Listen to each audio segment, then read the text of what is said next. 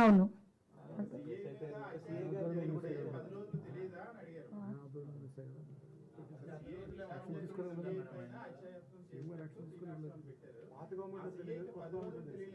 అదేనండి, పాత గవర్నమెంట్ పెట్టనివ్వలేదు, కొత్త గవర్నమెంట్ వచ్చిన పెట్టారు.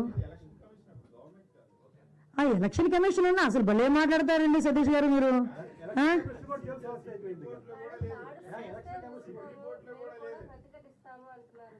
దాడులు ఎవరు చేశారు ఈ రోజుకి నాకు చెప్పండి. దాడులు ఎవరు చేశారు? దాడులు చేసినట్టు ఎక్కడైనా రికార్డెడ్గా ఉన్నాయా? ఎవరైనా కంప్లైంట్ ఇచ్చారా? ఏదైనా త్రూ రూల్ ప్రకారం చేస్తున్నాము. రూల్ ప్రకారం చేసేటప్పుడు దాన్ని కూడా దాడుల కింద మాట్లాడుకోవాలనుకుంటే మరి గత 5 సంవత్సరాలు చేసింది ఏమనుకోవాలి మేము? గత 5 సంవత్సరాలు చేసింది ఏమనుకోవాలమ్మా? స్టార్ట్ అయిన దగ్గర నుంచి మొదలు పెట్టారు కదా, ప్రజావేదిక కూల్చిన దగ్గర నుంచి మొదలు పెట్టారు కదా. మాలాంటి అందరి మీద కూడా 20, నా మీద ఒక 23 కేసులు, ఈవిడ మీద ఒక 7 కేసులు. ఏంటవన్నీ? మేము అవన్నీ కక్ష తీర్చుకోవాలని మేము మాట్లాడలేదు కదా. కక్ష తీర్చుకోవాలనుకుంటే వేరేగా ఉండేది. కానీ ఈ రోజుకి కూడా మేము పబ్లిక్ చెప్తున్నాం, చూపిస్తున్నాం, ఇది ఇలా జరుగుతుంది అని చూపిస్తున్నాం. దానికి ప్రతీకార దాడులు ఎక్కడ జరిగినాయని? ప్రతీకార దాడులు అంటే రెచ్చగొడుతున్నారా ఈరోజు వచ్చి?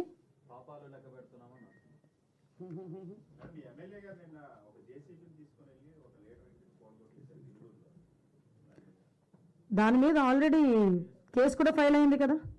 మీరు అది అడుగుతున్నారే కానీ పక్కన చంద్రశేఖర్ రెడ్డి అక్కడికి వెళ్ళి మున్సిపల్ ఉద్యోగుల్ని తోసేసిన సంఘటన అడగరు. అదెవరు కేసు పెట్టారు చూడండి ఒకసారి వెళ్ళి. మేము మాట్లాడితే మళ్ళీ కేసు పెట్టారేమో. ఎక్స్ఎమ్మెల్యే నేను ఏమంటానంటే మీరు క్వశ్చన్ చేసేటప్పుడు కూడా కార్నర్ సెట్ క్వశ్చన్ చేస్తే మేము అంతే కార్నర్గా మేము సమాధానం చెప్తాం. అది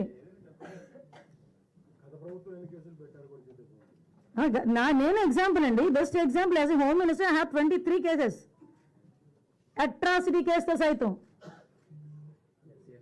అట్రాసిటీ కేసు నా మీద ఉంది. నేను కడపకి వెళ్ళి కోర్టుకి అటెండ్ అవుతున్నా. డీసీపీ గారు కూడా చెప్తున్నాను నేను, అది ఏదో చూడండి సార్ అని.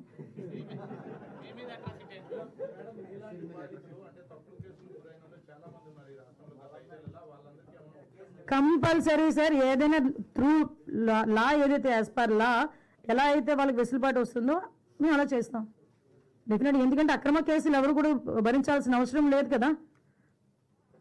కొన్ని ఛార్జ్షీట్ వేసి ఉన్నాయి, కొన్ని ఛార్జ్షీట్ వేయని ఉన్నాయి, చాలా ఉన్నాయి ఇష్యూస్ అన్ని. వాటన్నిటి మీద ఎంక్వైరీ చేస్తామండి. రీఎంక్వైరీ చేయించి అవి కానీ అక్రమం అని తేలితే కనుక వెంటనే ప్రభుత్వం నిర్ణయం తీసుకుంటుంది. Okay, thank you.